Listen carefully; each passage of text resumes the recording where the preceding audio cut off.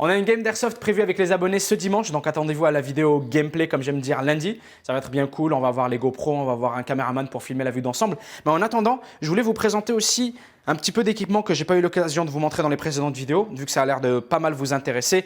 On a ici des lunettes avec un fan, avec un ventilo, qu'on abordera dans un instant, le petit casque juste là, un gilet que j'ai depuis un moment. On a aussi, je pense, la star de la vidéo, c'est la grenade à impact juste ici, la Tornado, qu'on va tester dans pas longtemps. Il va falloir l'armer, la charger, la dégoupiller et la lancer pour voir un petit peu le résultat au ralenti. Il y a une baïonnette, je vous expliquerai à quoi ça sert. J'ai aussi des billes traçantes. Ah oui, il y a aussi le pointeur laser ainsi que la lampe torche, qui ont maintenant une pile. Je vais enfin pouvoir vous les montrer en action. C'est pas forcément du nouvel équipement, mais c'est plutôt de l'équipement que j'ai pas présenté auparavant.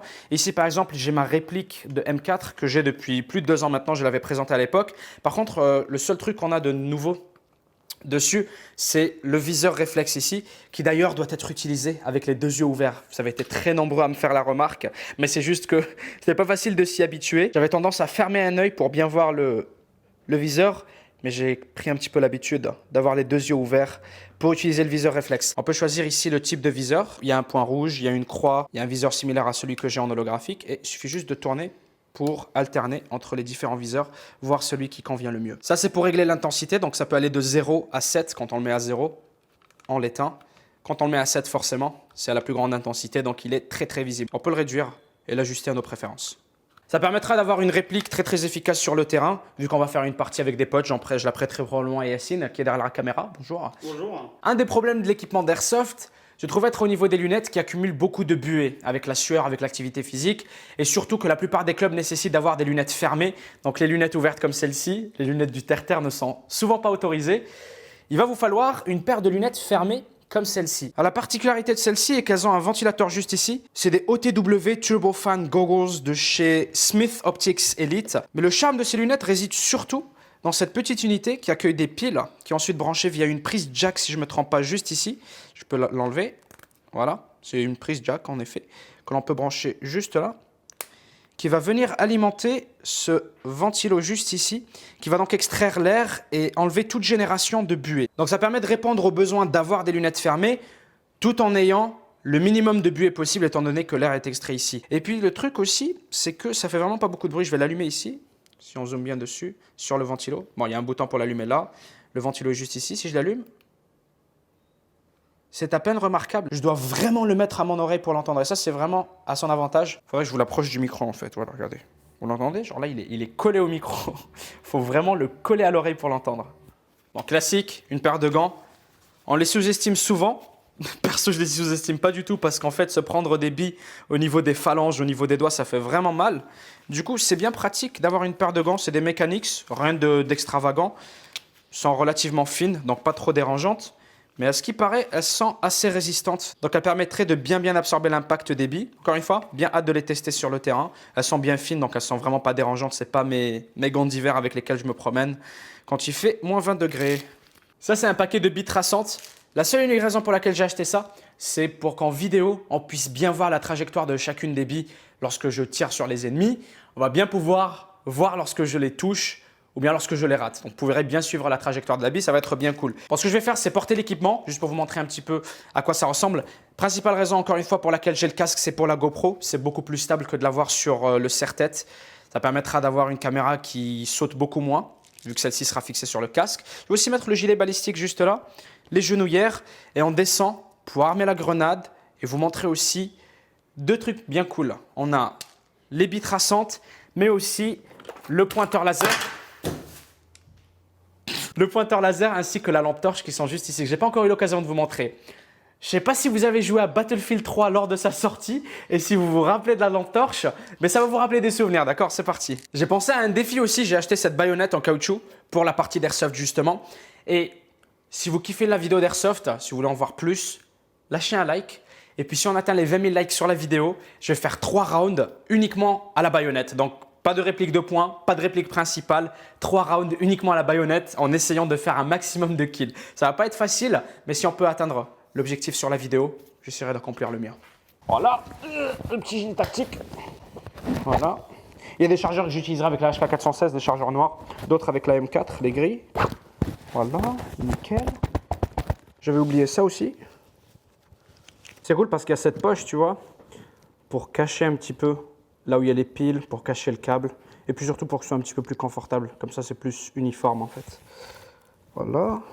Ça ici. Ça soit pas parfaitement serré, mais je vais laisser, c'est juste pour les essayer vite fait en fait. Boom. Le casque de galérien pour la GoPro. Hold on. Just hold on, we're going home. Voilà ce que je voulais montrer. Je devais le montrer il y a 2 vidéos déjà et à chaque fois, j'avais pas les piles. Mais là, c'est bon. J'ai mis les piles. J'ai pas branché la télécommande. Par contre, je vous en avais parlé dans la dernière vidéo présentation. Je peux la brancher en prise jack et avoir une sorte de télécommande qui arrive juste ici pour justement pouvoir actionner la lampe ou bien le laser d'ici sans avoir à aller appuyer là-dessus. Ça, c'est pour allumer et éteindre. On a la lampe seulement. Je vous avais dit tout à l'heure, est-ce que vous vous rappelez de Battlefield 3 à sa sortie avec la lampe? Je ne sais pas si l'effet sera bien reproduit à la caméra, mais elle est vraiment très très aveuglante et je pense que les ennemis vont avoir du mal à me tirer dessus quand tu t'en prends face à face avec la lampe en fait. Voilà, on le voit bien je pense même à la caméra, mais à l'œil nu en tout cas c'est vachement aveuglant. Donc avoir les ennemis en face, bien visibles grâce à la lumière, d'ailleurs je peux vous montrer ça, ils sont super visibles grâce à la lumière. Par contre, ils peuvent très mal me voir étant donné que ils ont le flash dans la gueule. La deuxième option maintenant, et qui je pense va être vachement intéressante, c'est le pointeur laser juste ici, qui va permettre d'être beaucoup plus précis au jugé. Il va falloir que je l'ajuste un petit peu, je ferai quelques tirs pour comparer l'impact par rapport au pointeur laser. On peut l'ajuster droite, gauche, haut et bas pour que celui-ci soit de plus en plus précis. Je ne sais pas pourquoi je suis en train de tenir la réplique comme ça. En intervention. Bien hâte d'essayer ça sur le terrain et de voir un petit peu quel avantage ça donnera par rapport aux autres joueurs. Je pense pas que je jouerai longtemps avec ça parce que comme je vous ai dit, c'est vraiment très aveuglant. J'avais de la lumière et j'ai oublié de l'allumer. Du coup, je réalise que ma caméra elle était en train de galérer depuis tout à l'heure avec l'éclairage. Il y avait un lustre juste là-haut. C'est pas grave, je vais mettre les genouillères aussi pour les essayer parce que c'est vachement cool de pouvoir se reposer sur les genoux pendant qu'on tient la dernière à fermer. Et ça devrait être nickel. Du coup, le principe est de pouvoir mettre le genou à terre. Ah, sans avoir peur, sans avoir mal. Là, je vais tester un petit peu la lumière. Attends, la lumière, voilà. S'il y a le moindre ennemi ici, boum, il est aveuglé. Par contre, bonjour. Ce que je vais faire maintenant, ce que je pense que beaucoup de personnes attendent, la flemme d'enlever le gilet. Je vais armer la grenade, on va la recharger. Pas celle-là, cette grenade-là. Pour l'armer, c'est relativement simple. Elle est bien évidemment réutilisable. J'utilise, je pense qu'elle est là, la bouteille fournie avec, voilà, juste ici. Ouais. C'est de l'huile de silicone qu'on doit mettre à toutes les 2 utilisations. Un peu plus, ça dépend vraiment d'à quel point vous voulez entretenir la grenade. Personnellement, je ne déconne pas avec ça. Comme ils disent, une fois toutes les 2 utilisations. On va l'armer. Ça, c'est la goupille qui va avec. Il faut commencer par insérer la goupille juste là. Il y a 4 pièces en fait qui forment le mécanisme de détonation de la grenade. On a pour commencer cet axe, c'est le premier qu'on place, c'est le plus gros des 2 axes, le plus large.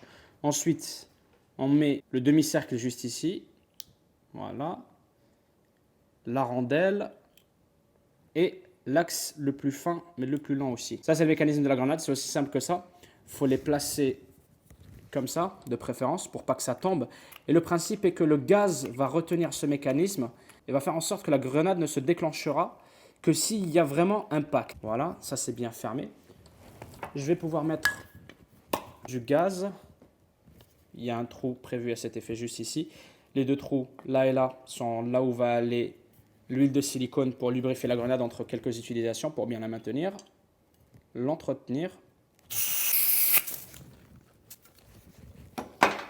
À partir du moment où je remets ce capuchon, celui en bas de la grenade, celle-ci est armée et doit donc être manipulée avec précaution et autour de personnes qui portent bien évidemment des protections. Le truc c'est que si je la balance maintenant, elle va juste relâcher du gaz vu qu'il n'y a absolument aucune bille à l'intérieur. Et c'est ce qu'on va venir rajouter. J'ai le big loader avec les billes qui sont prêtes. On a 2 trous, un ici.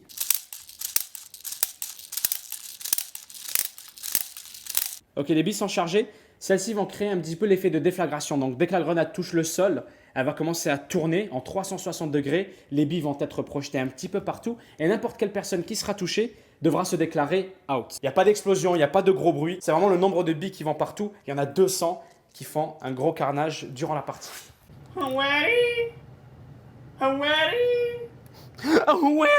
Mets-toi ici. Ok, c'est bon, viens. C'est bon, c'est toi. Ok, on va la tester vite fait. Comme je le disais tout à l'heure, on peut la découpiller et celle-ci n'explosera pas. C'est pas une grenade à timer, c'est une grenade à impact. Donc seulement lorsque celle-ci, je vais laisser la goupille ici, seulement lorsque celle-ci aura eu un impact considérable, donc je peux jongler avec sans que celle-ci explose, j'ai peur. Non, elle explosera vraiment pas. C'est au moindre impact que celle-ci explose. Donc je vais la relâcher ici.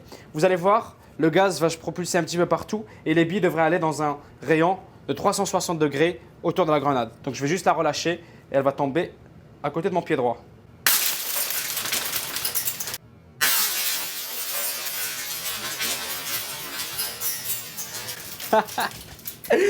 Ok, c'est la première fois que je vois à quoi ça ressemble. C'est vachement impressionnant parce que j'avais regardé quelques vidéos de ça. Ça avait l'air nice. Waouh, c'est v'là plus impressionnant que ce que je pensais. Regarde, je vais la dégoupiller. Bon, je l'ai désarmée. On peut ouvrir ici. Et vous allez voir que l'engrenage que j'avais monté tout à l'heure n'est plus du tout en place. Voilà. Il est en morceaux. Donc maintenant, ce qu'il faut faire, c'est replacer la goupille comme je vous l'avais montré tout à l'heure, juste ici. Replacer l'engrenage dans l'ordre, verrouiller. J'ai envie de vous montrer aussi quelques possibilités avec la grenade comme j'avais parlé tout à l'heure. Viens, on va voir par là. On pourrait par exemple la mettre juste ici, tu vois. Alors supposez que je viens de rentrer dans la pièce, j'ouvre la porte, je la referme derrière moi. Et si je veux sécuriser la pièce derrière sans avoir à surveiller mes arrières, j'ai juste à placer la grenade juste là. On va la placer juste là. Et la première personne qui va venir ouvrir la porte va la faire tomber et va recevoir la projection en pleine gueule. J'avais complètement oublié les billes traçantes, donc je dois vous faire le test de ça aussi. On va prendre le speed loader. Je vais pas en mettre beaucoup, vu que j'aimerais bien en garder pour la partie. Voilà. J'en ai mis une vingtaine quand même. J'ai un chargeur vide juste ici. Et ce qu'on va faire, c'est qu'on va laisser l'obscurité comme ça. Le terrain où on joue n'est pas aussi sombre, mais ça reste de l'éclairage artificiel en jouant en intérieur. Du coup, on verra très très bien les billes traçantes. Et c'est surtout un petit peu pour vous montrer, comme j'ai dit, l'effet traçant des billes. Je vais recharger. Voilà. J'ai envie de faire aussi un petit truc. Allumer la lumière. Pas besoin du pointeur. Quoique. Non, pas besoin du pointeur. Attends 2 secondes. Par contre, on dirait le sous-sol d'un film d'horreur. Regarde les chaises comme ça, vides et tout. C'est terrifiant. Ok, voyez bien l'effet des billes traçantes. Je vais allumer ça. Voilà. On va enlever la sécurité.